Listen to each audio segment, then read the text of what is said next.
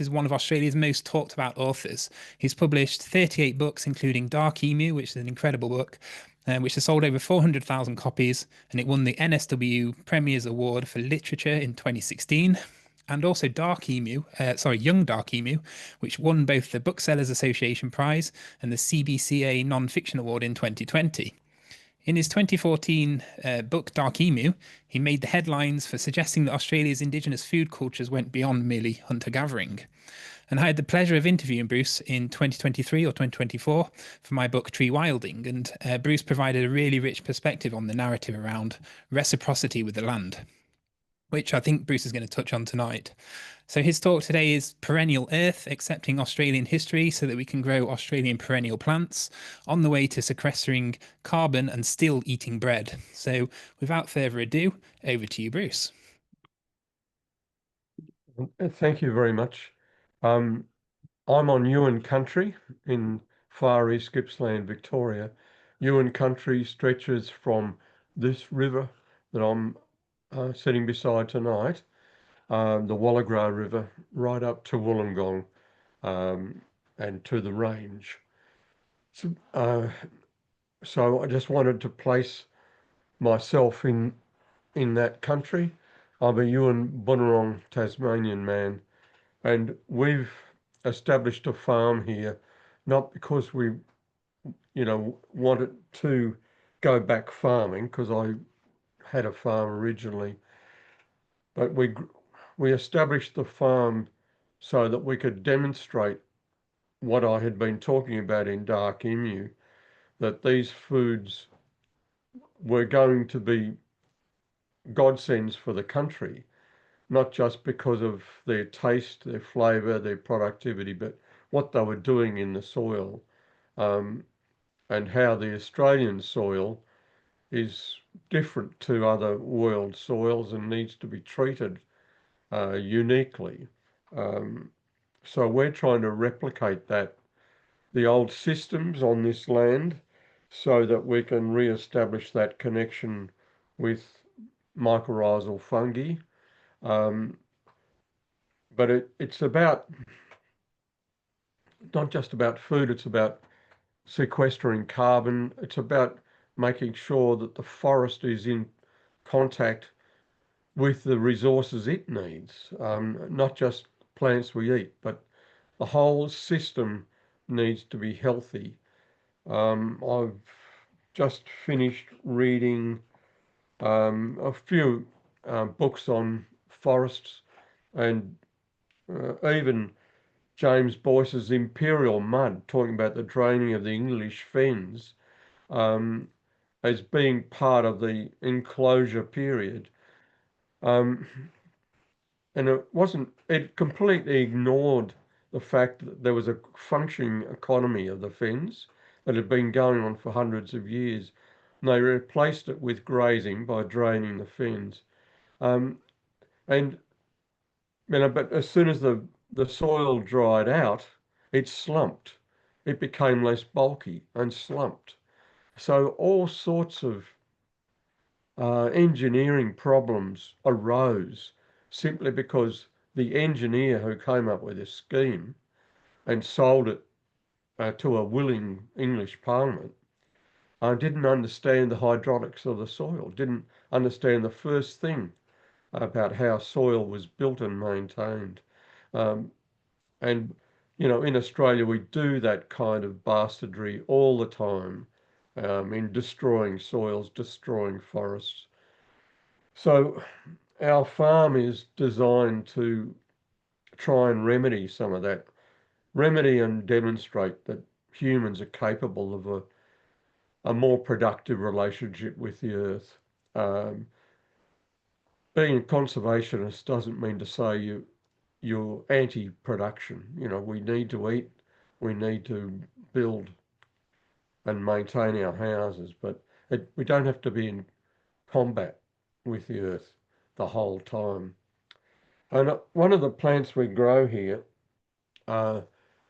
is kangaroo grass, and it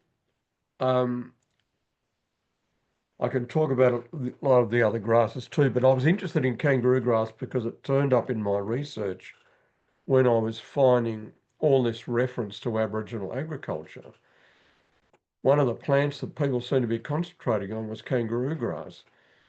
And we had a natural stand here, which we looked after, and we burned with cool burns, as it should have been done in the past. We built up a relationship with this plant, and we discovered, or the scientists who were working with us discovered, that on its seed head it has a bloom, which is incredibly important for gut health. And because it's a difficult plant to deal with. You know, the seeds are sharp. It's hard to get rid of the awn. All of these things um, were difficulties that we had to overcome. But the old people had pressed on with those difficulties because they knew the benefit that the seed would give their overall health. So when people are talking about how small the seed is of kangaroo grass compared to wheat, they're ignoring the fact that it's 3 times as nutritious, um, 3 times as much protein, etc. Um, but also it's providing this health for the human body, which Aboriginal people understood and selected it for that reason. We're we're harvesting a lot of other plants, including speargrass, Microlina stipoides, and now a new one, windmill grass. All of them have that relationship with the soil and with us. You can't, if you break that chain of connection between the soil and the human, um, you're going to, we the human, are going to be poorer for it. Obviously, if we break the connection, um, the uh, the soil is going to suffer too, as will the plants. But it's a holistic system.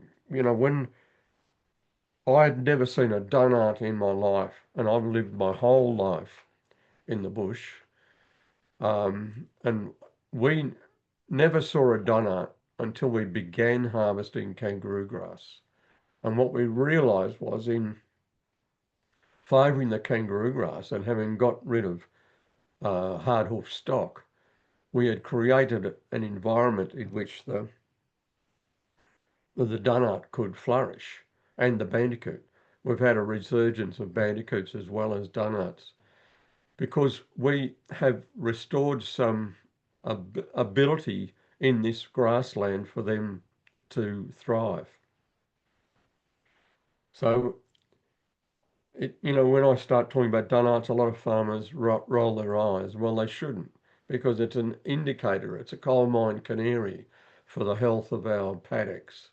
Um, and, there's a lot I can say about what we're doing on the farm, including our tubers, which are also very high in protein, vitamin C and B, and are perennial and maintain, even while being harvested, maintain a relationship with the soil. So we can harvest off those plants about 4 times a year, take about 20 tubers each time, but we never remove the plant from the ground. And so that relationship with the soil building capacity is maintained. The plant puts up with this because this has been happening to it for 100,000 years. And if it doesn't happen to it, the plant becomes a runt. But all of these things are going to be great boons for agriculture once agriculturalists break their bond with the chemical companies and the political parties that are indebted to the chemical companies. But the other thing that we try to do is to make sure that Australia knows that this agriculture that Aboriginal people practiced is incredibly old, and is incredibly beneficial, but that of all the money made out of Aboriginal foods, bush tomato, kakadu plum, etc., whatever it is, 1%, well, I'm lying, it's 1.7% goes to Aboriginal people. People say, oh, it's more than 1%, more than 1%, it's 2%. Well, it's not 2%, it's 1.7% goes to Aboriginal people. That's a bloody disgrace. The colony really has not progressed intellectually from 1788, and we're fighting this battle not just for ourselves, because we'd like to become more part of the economy. We don't want Europeans closing our gap. We want to be part of the economy, and we can be part of the economy as we practice this agriculture. And we want to be part of the society too. The referendum in 2023 showed us that most Australians don't want Aboriginal people to be part of the nation, or part of the nation's constitutional structure. That was a bitter pill for us to swallow. But despite that, we're still holding out this olive branch, which is called the statement from the heart. But this farm is holding out an olive branch as well, because we want to share this with you. The reason we want to share it with you is because we love the earth so much. We can't afford to let industrial agriculture destroy the earth to the extent it is. I'll tell you a little story about a man who lived here not 110 years ago. He was called Junor Jack, and his brother was Junor George, and my dog is called Junor George after that man. My son is called Jack.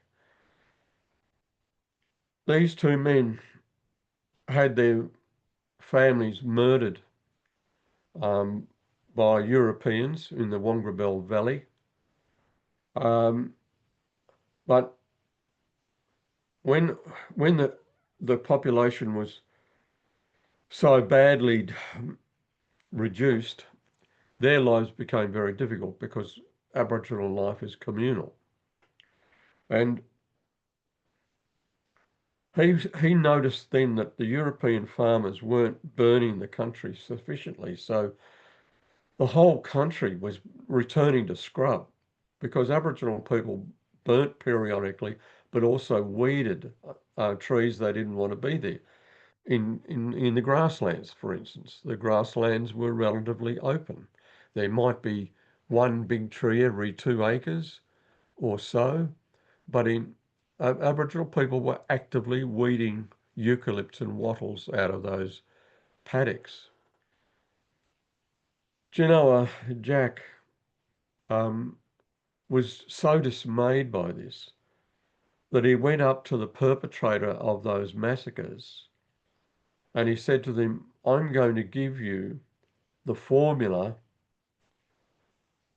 for your burning of this country so that you can bring it back to health. And the formula was that when the wind turns away from the north to the west, and after there have been 3 dews in a row, that afternoon of the 3rd dew at around 2 o'clock, you can burn. And the country will be in such a state that you won't have a forest fire, because you're burning in the most moderate conditions of that year. And so you can burn, get rid of seedling trees, return carbon to the soil, improve the relationship of your plants to the soil. And Jack, he did that to the man who'd murdered massacred his people. That is how much he loved the soil. He would make the life of the murderer of his people easier, just so that he could make sure that his country was looked after. I'm I'm in awe of someone who can do that, because there was no malice in his heart. He had every right to want those people to go to hell, but he was more concerned about his country being looked after and the soil looked after. And in those early days, farmers seemed to be more interested in their soil, returning animal nutrients back into the soil. And with the rise of the chemical industry, those old skills of returning nutrients to the soil seem to have been lost. The old way of slashing and allowing mulch to build up on the surface of the soil was gone, because it meant that you couldn't graze those pastures during those times.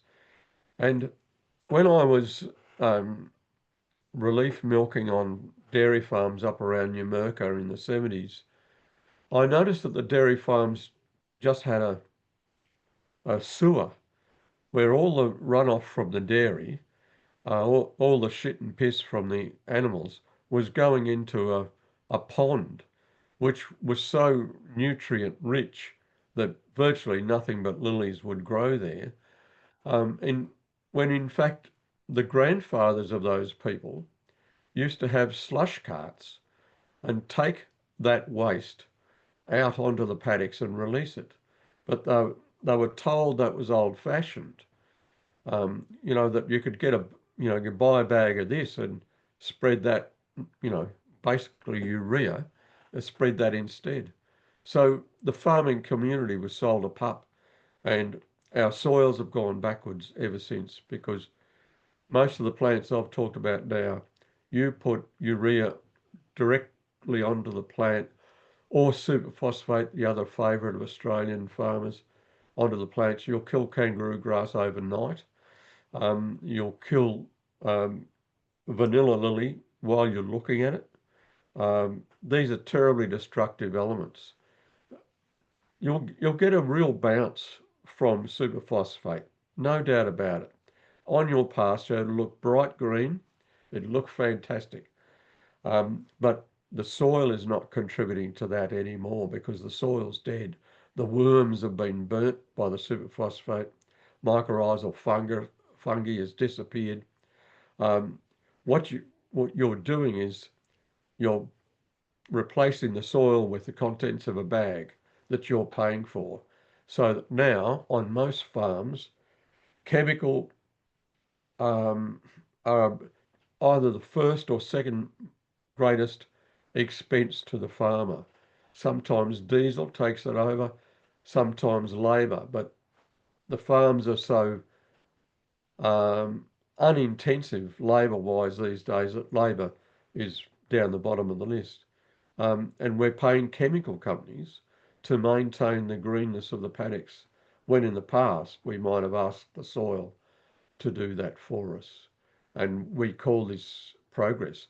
I don't want to sound like a curmudgeon, and I don't want to sound holier than thou or sneering.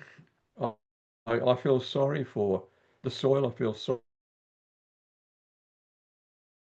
for the farmer, because farmers who have, say, returned some of their paddocks to kangaroo grass, for instance, they tell me that they're making less money than they did in the past, but for the first time in 30 years, they're making a profit, because they're not using chemicals. Now, that bit of accountancy ought to be foremost in farmers' minds, but many farmers are still so beholden to the chemical company, and the government endorses that because they see that as the progress. I'm sure you've all read um, Massey's The Cry of the Reed Warbler, The Call of the Reed Warbler, about the restorative function of his farming um, up on the high plains. But, I think of all the books, and I'm looking at some of them in the background uh, there, Jake, about forest relationship with soil, mycorrhizal fungi, allowing real life to occur in the soil. I'm sure you've read most of those books, but they're fascinating. But we should make them part of every agriculture course and not just an addendum, because they're more than an addendum. They're going to enrich the country. Um, and, I'm not into riches very much, but people have got to eat. They've got to have profitable farms. But working um, in partnership with the soil isn't anti-economy. It will make economic sense in the future, especially when we put a real price on plastic and a real price on introduced chemicals and a real price on carbon. As soon as those things are priced, uh, restoration farming becomes incredibly economical. And those things aren't going to be hippie fantasies. They're going to be the recourse that an economy reaches for simply because they have no other option. And you know, in the very near future, we won't be seen as radicals, and we won't be seen as destroyers or um, provocateurs. We'll be seen as normal because our activities are normal and in accord with what the earth wants. I could talk a lot for a long time about perennial plants. I think perennial plants are so crucial to this process. Um, and for the way they build soil, but also the way that by not ploughing, by not leaving naked soil, when when I was driving across the high plains a few days ago to get home, I saw so many paddocks that had been ploughed. Well, they're just breathing carbon into the atmosphere. And because the clods had been sliced and turned, the all the bacteria in the soil was being exposed to frost and snow, exactly the environment they hate. So perennial plantings are crucial to soil health. And the farmers and um, uh, other people who come out to the farm to witness what we're doing, um, I think sometimes I feel a little bit disappointed because it doesn't look like a real farm, and it's not a farm in the conventional European sense. It's a it's sort of going back in the past and looking at a way that people around the world used to treat the soil, and it looks peculiar now. It'll look bloody normal very soon. But I'm not sure if there are questions coming through, Jake. Oh, I can actually see a few there now. No, I can't. Yeah, no, there aren't any questions in the chat yet. I'll ask someone in a minute. Can you just give us a bit of a more of a picture of what your farm does look like? Well, I bought the farm because it was the cheapest farm in Gippsland. That's Yeah. because it's incredibly remote. Um, I mean, very hard to get people to come and work here because it's an hour and a half, 2 hours from anywhere. Um, but for that reason, it was quite cheap. But the other reason it was cheap was because it had been hammered by Mm, overgrazing and had been deforested. by continuous logging. Um, so it was pretty degraded. Um, the buildings were falling down. You know, it was a poverty farm. Um, Yeah. but I had my eye on a better looking farm closer to town, which would have enabled us to have a roadside stall that was very attractive to us to sell our vegetables and our food produce. But in the end, we had to take this farm because of our economy. Um, but what we ended up with was we've got rolling high country, we've got river flat, we've got salt swamp, Mm. and we've got freshwater swamp. Mm. So we've multiplied biological zones, Mm. and that gives us access to things like kumbungi. And kumbungi is going to be a wonderful food source for Australia. We currently spend millions of dollars removing kumbungi from irrigation drains because they so-called block them up. We should be harvesting that food. It's the best vegetable I've ever eaten, Mm. incredibly nutritious, and the fibre can be used for fibre. Aboriginal people used to make clothing and mats from the fibre. Plus the fact it's a water filtration miracle. Plus the fact that it um, creates an environment for ducks and fish, both of which we can eat. We can harvest because Aboriginal people were harvesting those for 100,000 years. Um, and that's what our farm looks like now. We got rid of the cattle, so all our swamps began to grow sedges and reeds again. Mm. Our dams that had been struggling to support kumbungi and water ribbon now grow those in very profusely, and it's starting to come back to what it might have looked like 100 years ago. We've also got a lot of black wattle. We harvest the black wattle seed and sell it as a food additive. We use it in bread, we use it in curries and stews and scones and all sorts of things. We sell it through our company, Black Duck Foods, but also the foliage from the wattle, being a legume, we put through a mulcher and we let that mature, and then we throw it on our gardens. You know, it's an incredible accelerant for growth Mm. um, because these legumes are accessing minerals way below the surface level. They've got an incredible root system.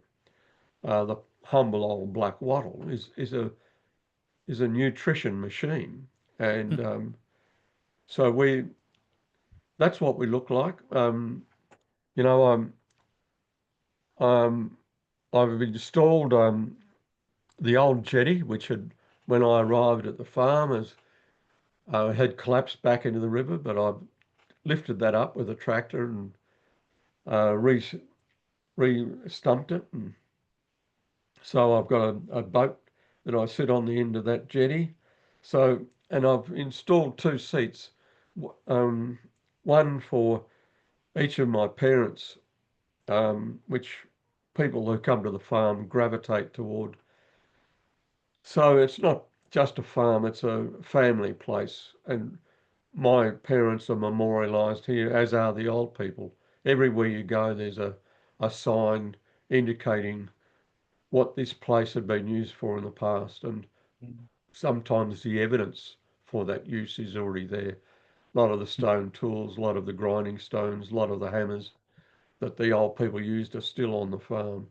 Yeah. Well. Um, we've stopped putting them on the fence posts because unfortunately Australians used to steal them. So we hide Yeah. them away a little bit now, but you know, we can show those to you, you know, as evidence of Mm. not just occupation, but the economy, what Mm. the economy was like. Um, Are you having across the any? river from us, I was going to say, are you across the having any river from us. influence on the surrounding landowners, or is anybody trying to replicate what you're doing on your farm, or Look, not really? you know, a few local landowners are really interested in this and Yeah. have taken up some of the hints, but Mm, most people are sort of stuck in their treadmill mm, and their education about Aboriginal Australia, their education about Australian history is so poor that they think we're making it up. They mm, think we're gilding the lily. So that's a work in progress. Um, we're on good terms with all our surrounding landowners, mm, particularly um, one Maori man who is harvesting seafood, and we swap products with him.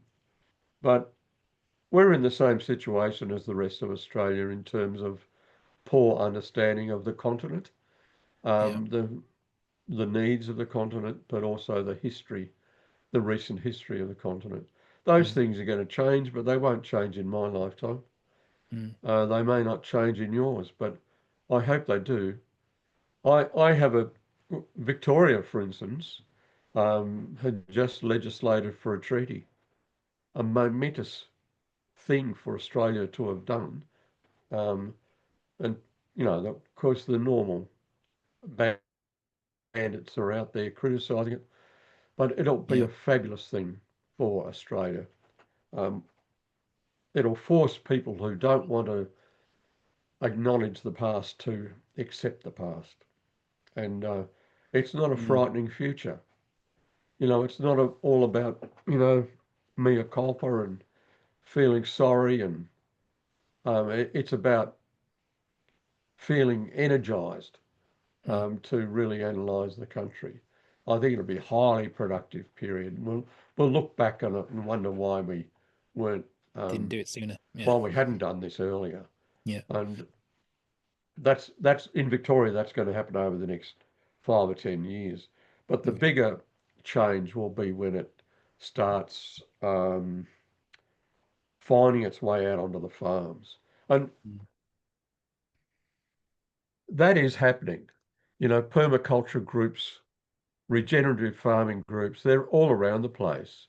Um, uh, and so I feel really confident that in the future we'll be much better citizens. Um, yeah. and we'll be able to talk without raising our voices about our shared history. Mm. And in the world today, to be able to talk without raising your voice, to be able to share opinions It's a bit of a is rarity, isn't it? Yeah. such an important thing. When I talk about farm chemicals, Yeah. I get into terrible trouble. Um, and there's a site called Dark Emu Exposed. The bloke who runs that uh, website sells farm chemicals. Mm. Of Great. course, he'd hate Dark Emu, but Yeah. you know, has anyone ever asked him, aren't you a bit conflicted here, being a purveyor of farm chemicals? Mm. Isn't there some kind of conflict spurring on your judgment? Mm. Anyway, Yeah. Yeah, it'd be good if we could rock have and these roll, kind eh? of conversations. Exactly. We do have some questions in the chat now, so I'll read some out. Hi, Bruce. Thank you so much Right. for your time. You mentioned mycorrhizal organisms. Do you physically reintroduce any of these or replace the vegetation, improving the soils? Then the mycorrhiza and microbes naturally return. So, do you actually reintroduce some of the mycorrhiza, or do you just kind of let natural regeneration take its place? Look, I think we can. I think we've done it on the farm, Yeah. but we didn't know what we were doing. Okay. What all we did was get rid of the cattle, and then we slashed for 2 years in a row, and we left the slash on the surface to try and cover the naked stones and build up a bit of a thatch on the surface. And I think in doing that, we reintroduced mycorrhizal fungi. That decomposition, Yeah. I believe, had a really salutary effect on the soil.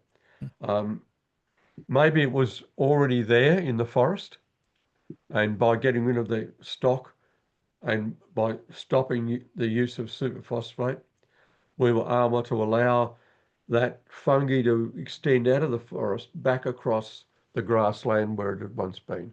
I don't know. I'm not a chemist. I'm really looking forward to having a few fellas from the university come down here as they've promised to do some soil sampling. Cool. Looking forward to that. I'll learn a lot more. And what we've done might look like accident, and sometimes we stupidly refer to it as accident, but really it's common sense. It's Yeah. about what any gardener does when they want to grow a lettuce or a tomato. They Mm. look at the soil, Hmm. and the true gardener will try and build soil rather than consume soil. And Yeah. in the I've been working on a new book about colonialism. Um, Pardon that. Um, and in that book, I've been um, saying that what people used to say Australia rode on the sheep's back, but I think Australia rode on the black back for 230 years, consuming the black capital that Aboriginal people had embedded in the soil. Mm. Um, and most of the the fodder that sheep ate in those first decades after the invasion, they were Aboriginal crops. Mm. And the fact that sheep were having 2 lambs a year is an indication of the huge fertility that was being consumed. And so I think Australia has been living on consuming black capital, and we now need to return that to the soil. And we'll Mm. do that as we learn our history. Mm. Okay, great answer. So you've probably semi-answered the next question. So what conditions should we ideally be reinstating to the soil before we look into reintroducing microorganisms? But I mean, you've kind of covered that by yeah, what you said before, I think a little bit. Unless you've got anything Tilth else is to add one to of that. them. Yeah. Tilth is very important. The porosity of the soil Mm. and its tilth is so important. Um, we uh, we noticed that after we'd got rid of the animals and we'd had that 2 years of slash and slowing down the water moving across the landscape, we thought that all our dams had leaks because we could never fill them, even though the water would rush in. Um, but what we did by slowing down the water, we were building up a water table so that if you look at our dams now on the bank, there's more or less, except at the very height of some of this, perpetual seepage into the dam. So they always look full. Mm. Even we had an incredibly dry summer last summer, but Yes. I was still able to pump water from the main dam to use on gardens. Um, when in the early days we used to totally drain those dams. We would try not to, but because we needed it for the house and things, we had to use that water. But now we've changed the whole water system on the land. That's so crucial. But Mm. in the old days of Melbourne, the early colonists, those who were sensitive to the soil, said that you could run your fingers through it. If you did that in Melbourne now, you'd break your fingers. Yeah. Um, they were able to do that because that soil had been growing Murnong and lily and had been those each individual plant had been cropped 4 times, Mm. 3 to 4 times during the year, which means the whole soil had been tilled during that time, not exposed to the air, but tilled, loosened, and made more friable. So that's why you could run your fingers through that soil. Hmm. And the thing that is stopping us doing that is largely sheep, compacting the soil, causing runoff. And the evidence of that is the surprise that Aboriginal people showed when, after a few years of European sheep farming, the rivers flooded. Mm. The rivers uh, tended not to flood because of that slow movement of water across the landscape, so that it Yeah. was delayed, so that a lot of the water was actually flowing across the landscape in dry weather, rather Yeah. than all at once and causing erosion, muddying the stream and having that muddy flume go out to sea. The whole system, whole water system was slowed down. So that's what we're aiming for here. You know, we're a long way from it, but any change like this, we're doing a forestry experiment too, trying to bring the forest back to 1 tree per acre or similar, to try and replicate what was there before. Um, Mm. but you know, if you're going to do a program like that, you're thinking ahead 70, 80, 100 years. And everything we do, we have to think that far ahead. Yeah. Our soil um, replacement, the fertility replacement of the soil, Yeah. has to be a long-term embrace of the land. And we have to do the same for our forests, Yeah. 100 years minimum. Um, so, you know, our political cycle is 3 years in this country. Um, Mm. we're going to have to separate our farming planning from that electoral cycle, um, That's a good point. because the earth is operating on a different timescale. Yeah. Okay. Just a couple more questions. How long did it take? So after you got the farm, how long did it take for the soil to start, getting back to a more natural state where it's more productive, etc.? Several years, Look, or I did was you stunned. immediately? Uh, Simply taking the cattle off the land Yeah. um, had an almost immediate effect, Wow. because when you allow grass to grow, um, and grow through a summer, um, then it can go to seed. Hmm. And what this country had not had was a season of seeding. And so, because the cattle, horses and cattle will gallop toward a stand of kangaroo grass because they understand it's what it does for their rumen. And so seed was not being allowed to fall on the ground. Hmm. And as soon as we got rid of the cattle, we were um, we were starting to reseed as well as rebuild.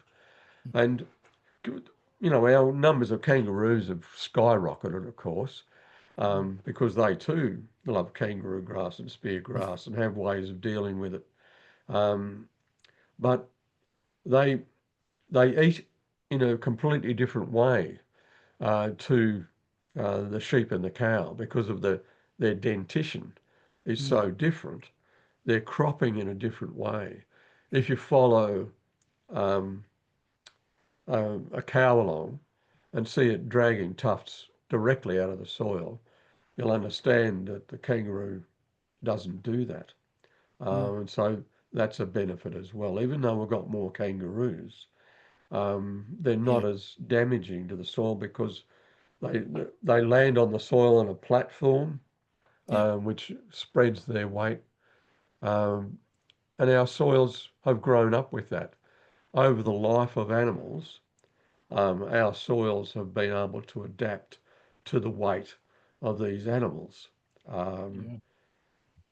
and when you start thinking in time frames like that, you know, the time when the megafauna were here and then being replaced by the smaller animals and how the soil changed as a response to that occurrence. Yeah. Yeah, it's a fascinating study. Yeah. It is. Okay, so we've only got 3 minutes left now. So we've got two questions, so 1.5 minutes each, maybe. So thank you, Bruce, for sharing your knowledge. Do you have avenues to extend your on-farm learnings to a wider audience slash community? Are there possibly regenerative agricultural groups, perhaps Soils for Life, that could run a case study to extend the knowledge? Yeah, I think so. Look, one of my dreams has come true in the last couple of months. We've Our farm is now managed by the local Aboriginal community. This Mm, is what I had in mind all along.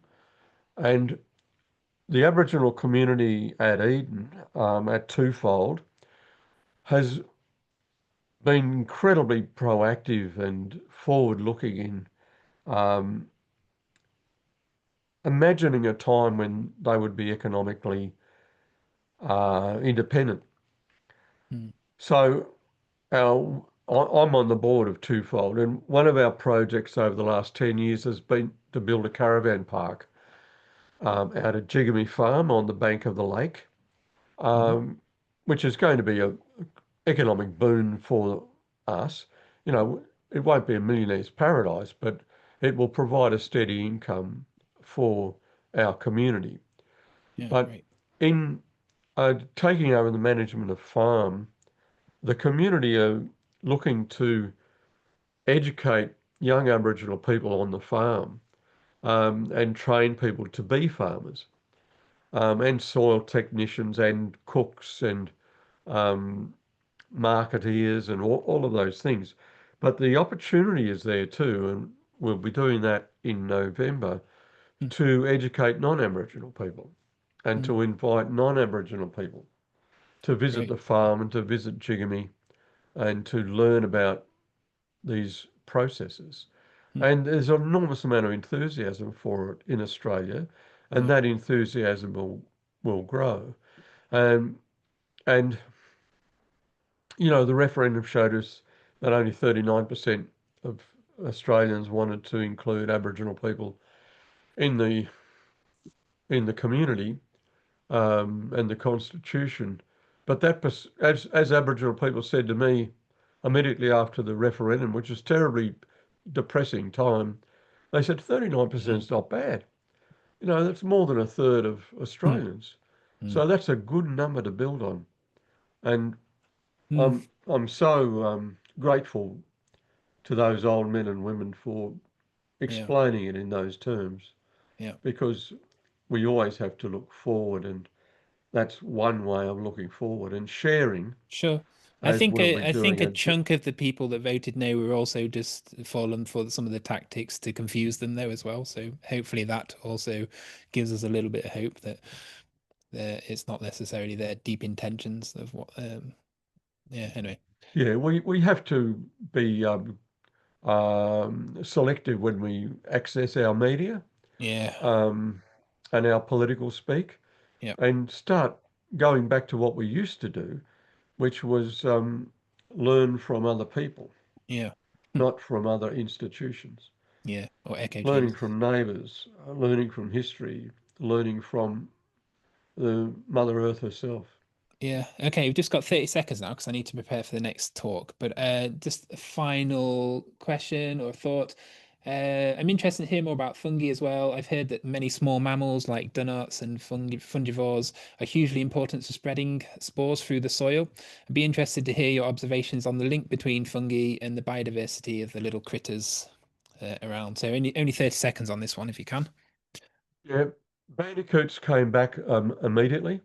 We hadn't seen bandicoots on this country until that time, and they have an incredible impact on the soil. They dig my garden out here every night, and over a period of years, they dig over every inch of it Hmm. several times.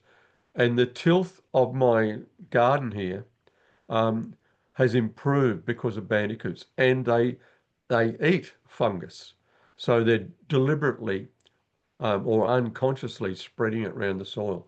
Yeah. Bandicoots are a wonderful animal, and they taste delicious. Oh gosh. On that note, well, we'll close the talk there. Thank you, Bruce, so much for sharing your deep insights. Really appreciate your wisdom, and there's lots of positive comments in the chat as well.